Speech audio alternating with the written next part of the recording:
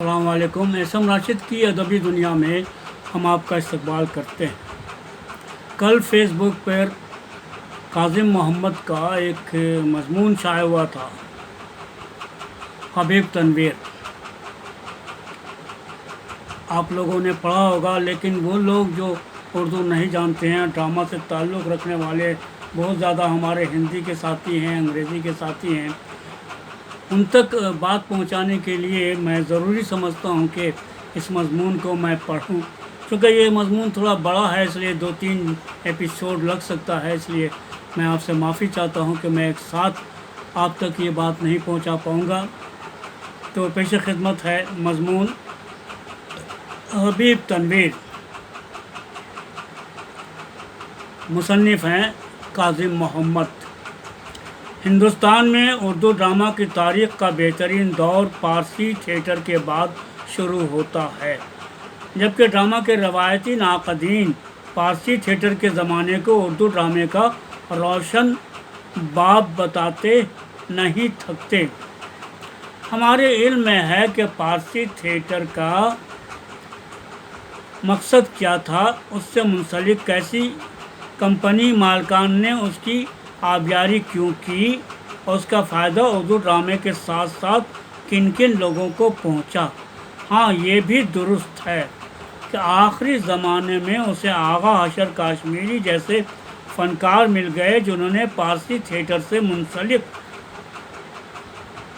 رہنے کے باوجود بامقصد ڈرامے لکھنے کی کامیاب کوشش کی۔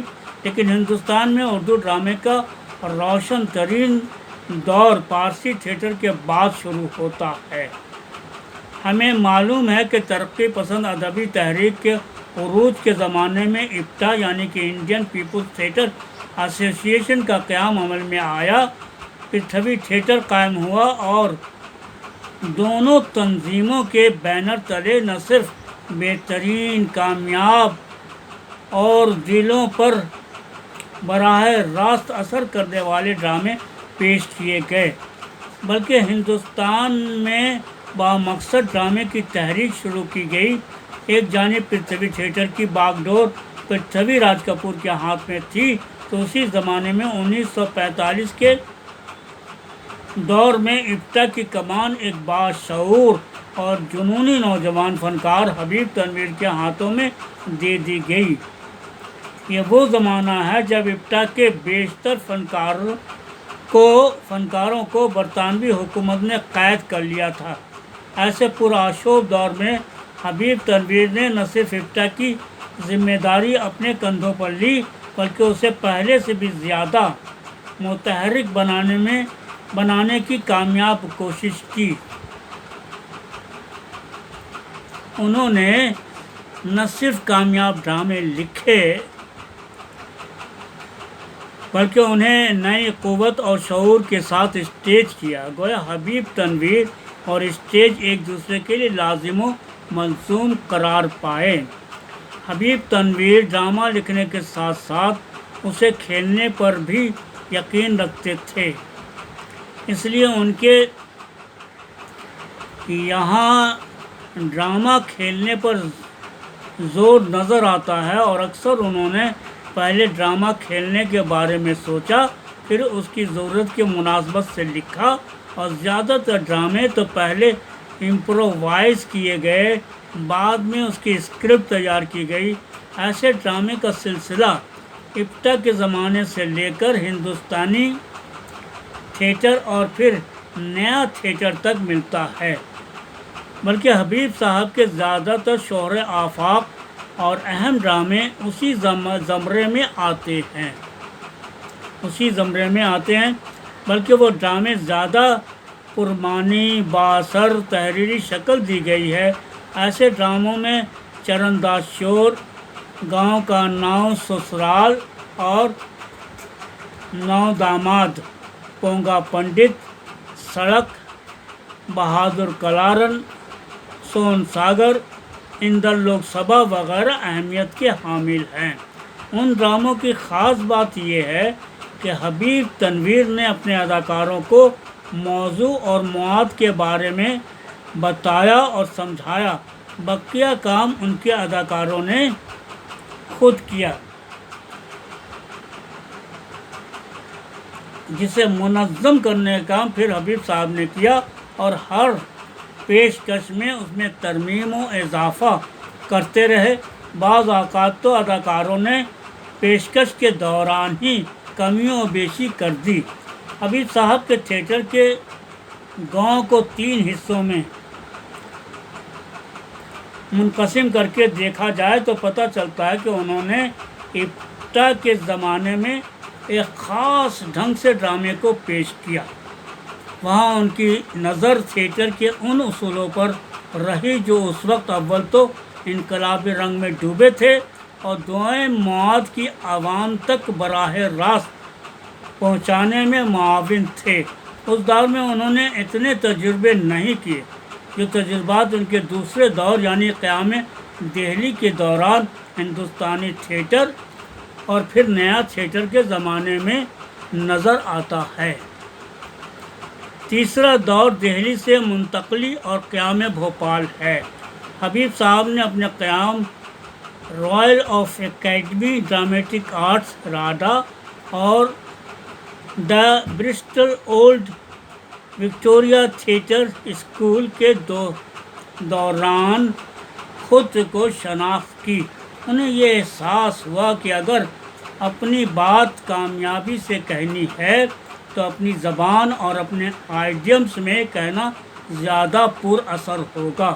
یہی وجہ ہے کہ انہوں نے راڈا میں ٹریننگ مکمل کیے بغیر وہاں کے مختلف تھیٹر دیکھنے کا سلسلہ شروع کیا، اور تقریباً 7 مہینے تک صرف تھیٹر دیکھتے اور اس سے تجربہ حاصل کرتے رہے۔ وطن واپسی پر ان کا ذہن کسی خاص زاویہ اور آئیڈیمز کی تلاش میں مصروف تھا۔ اس خاص زاویہ اور آئیڈیمز کی تلاش کی غرض سے دیسی، دیہی اور لوک فنکاروں تک پہنچے۔